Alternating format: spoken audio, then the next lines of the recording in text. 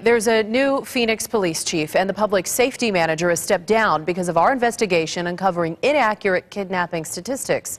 But now we're exposing a new layer you haven't heard yet: mistakes tracking murder cases. ABC 15 investigator Dave Biskobing shows you tonight this has been a problem for years. April 7th, 2006. Police found a woman's body in a Phoenix alley. Her name was Joan. She was wrapped in a plastic trash bag. It never made the news. Her case, unsolved. It's not the only one. Phoenix police have more than 2,000 unsolved murders.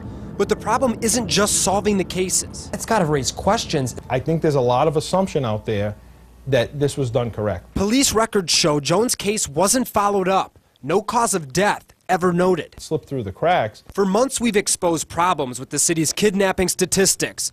Now our investigation uncovers kidnapping is not the only crime Phoenix police have a hard time tracking. Now we're seeing it all over again 3 years later. Well, in my opinion, I was of the impression it had been given more emphasis.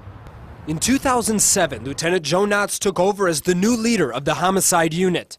To better understand his squads, he requested a full inspection of murder cases. This was the result, a report that found a wide range of issues, problems former prosecutor Christopher Corso says are sloppy, national crime expert Jeffrey Ross calls troubling, and police assistant chief Andy Anderson says his department is still working on. We've got some serious flaws within that system. The problems start at the beginning. Inspectors found case after case incorrectly coded and classified.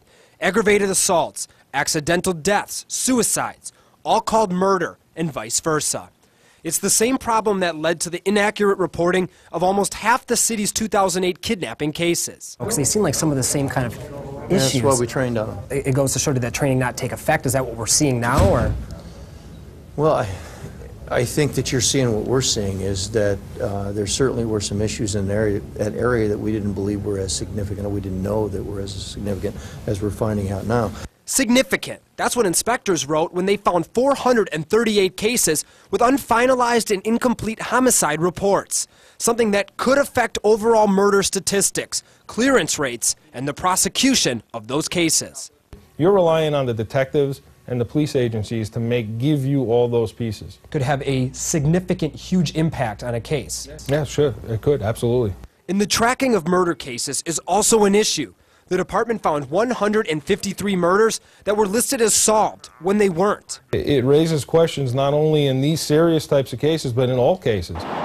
Phoenix police say it all comes down to their 22-year-old computer software, a program called PACE.